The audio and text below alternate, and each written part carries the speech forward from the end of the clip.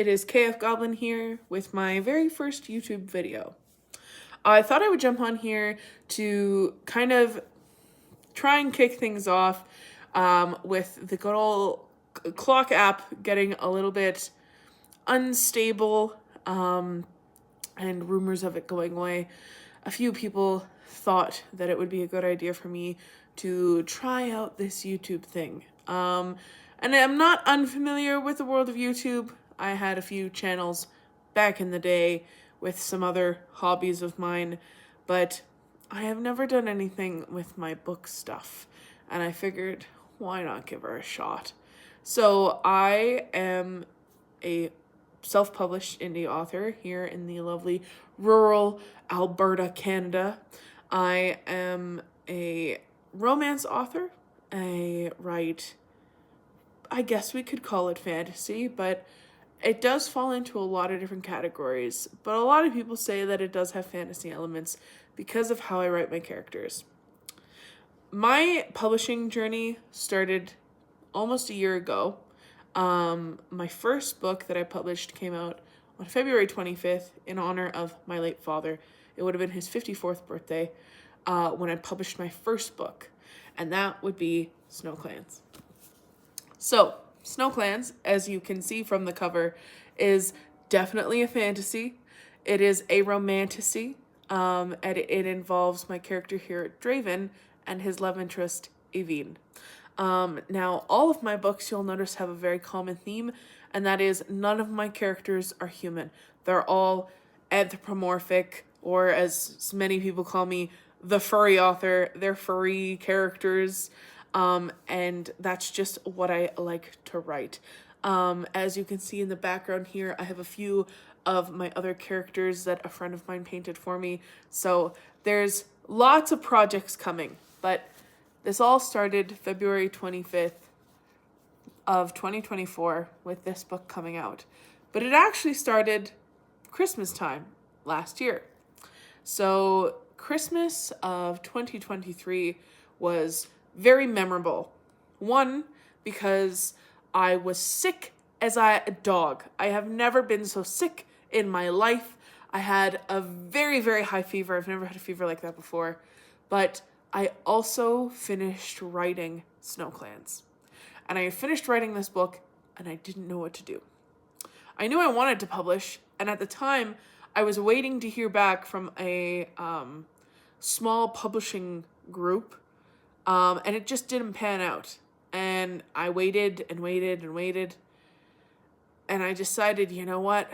I'm just going to do it myself. So a friend of a friend I was connected to, and now my wonderful, amazing editor, Crystal, and I have worked on 4 books together, and she is currently working on 3 more of my stories that are finished. And it's just gonna hopefully carry on this way as we move forward. So, this is the book that started it all. And as I said, I have published 4 other books since then. One of them being Wildflower, another one being Camp, and the latest is the finale of Camp Revival. And I'll get to all these books in subsequent videos, but I thought for today we would start at the very beginning. Now, I'm not going to spoil this book because, well, then why would you read it? But I am going to talk about this book today. Snow Clans is a very special story for me because it's the first story that I finished writing. It's the first complete story, but it also was the most challenging story I have ever written. And that goes for the now complete sequel, Blood Clan, which the title might seem a bit odd, but once you read this book, it will make sense. I tend to write in duologies or standalones, and so far that has held true. Snow Clans was my first time exploring fantasy in a really deep sense. And I will never ever say that I am writing nearly as deep of lore as, say, the likes of Tolkien or, Brian Jacques, but it's definitely a fantasy story. There's world building. I have a creation story that is in the prologue, and there's a lot of stuff going on. I included a simple magic system. I tried to make it as simple as possible because, frankly, convoluted magic systems are what turned me off of books. And so it's elemental magic based. I guess if I were to compare it to anything, think Avatar: The Last Airbender. But there's a little bit more that goes into it. Basically, the premise of this story is Avine here, who we see the back of on the cover, is keen to find a match that's perfect for her. And she's a fierce prize. Avine is the daughter of a chief. Her father, Samhain, is the chief of the Valley clan, which is the sister clan to the Mountain clan. So the Mountain clan is home of the very fierce and militaristic wolf rats, which is the clan Draven comes from. And down at the bottom of the mountain, in the valley of the mountain, is Samhain's clan. Samhain and the chief of the mountain clan, Asgur, are brother-in-laws because when Samhain came to Norway, this is set in a alternate version of Earth. I've kept countries as they are today in our world. But when Samhain came with his band of people from Northern Ireland and settled in Norway, they were fleeing a ruler because Samhain brought his wife and her sister with him.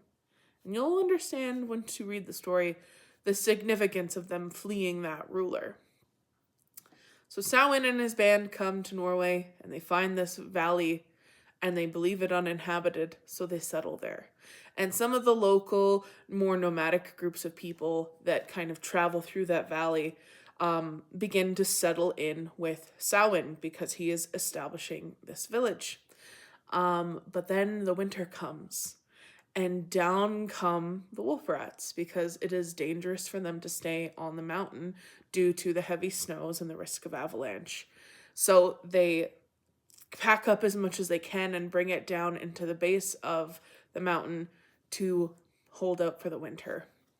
And so they come down and there's this new budding village. And through some tense negotiation, alliances are formed. So Samhain and Asgur form an alliance, and Asgur has his eyes on Howdy, who is Samhain's wife or mate's sister. And through their negotiation, Howdy goes and marries Asgur, and so the two clans are bonded. Now, Samhain and Vera have many children.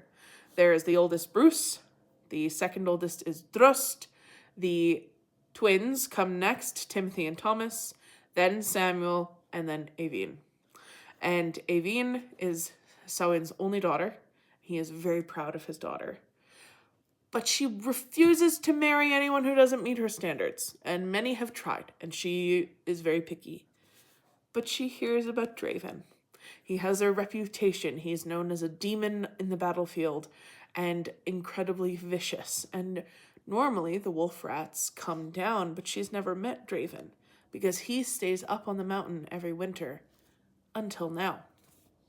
And so this is the first winter that Draven has the ability to come down the mountain with his brothers and commingle with the Valley clan. And that's where our story starts. So there's a lot of question marks surrounding this guy, but Avine has her eyes set on him. And one of my favorite quotes that I put on the back of the book reads, "When her gaze lifted, she found two blazing yellow eyes staring right back at her. The term wolfish smile seemed to be defined by his facial expression. The sinister smile never seemed to leave his lips, and it looked like he was in the thrill of the hunt at every moment." And that's just a little flavor of what Draven is like. He is the definition of morally gray. Draven does what he wants, when he wants, and how he wants, because that's just Draven's way. But Avine is just stubborn enough and just bold enough and brave enough to put up with him and to kind of nudge him towards being put in his place. but not quite. They are definitely an even match. He is cocky and very showboaty. He's very unpredictable. Everyone is very nervous of him and fearful of him because of his incredibly short temper, but he is the general of the mountain clan, so he has some respect kind of owed to him based on his status. But Avine challenges him, and it's a really interesting dynamic between them. But if you thought that that sounded interesting, oh, just wait, because war comes for the relatively peaceful and predictable life of the Valley Clan and the Mountain Clan, and they are forced to call on their allies, which become the Alliance of the Snow Clans. Their friends to their neighboring country in Sweden, they call upon the Lynx clan.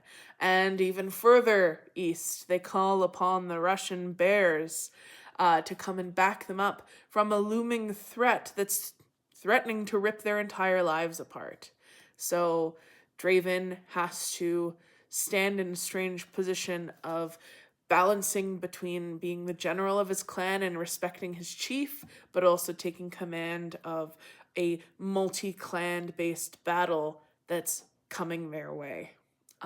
There's lots of secrets that are unveiled. There's deceptions. There are major plot twists when it comes to Draven's origins, because there's a big question mark on there, because Draven grew up, for the most part, as an orphan and taking care of his two younger brothers.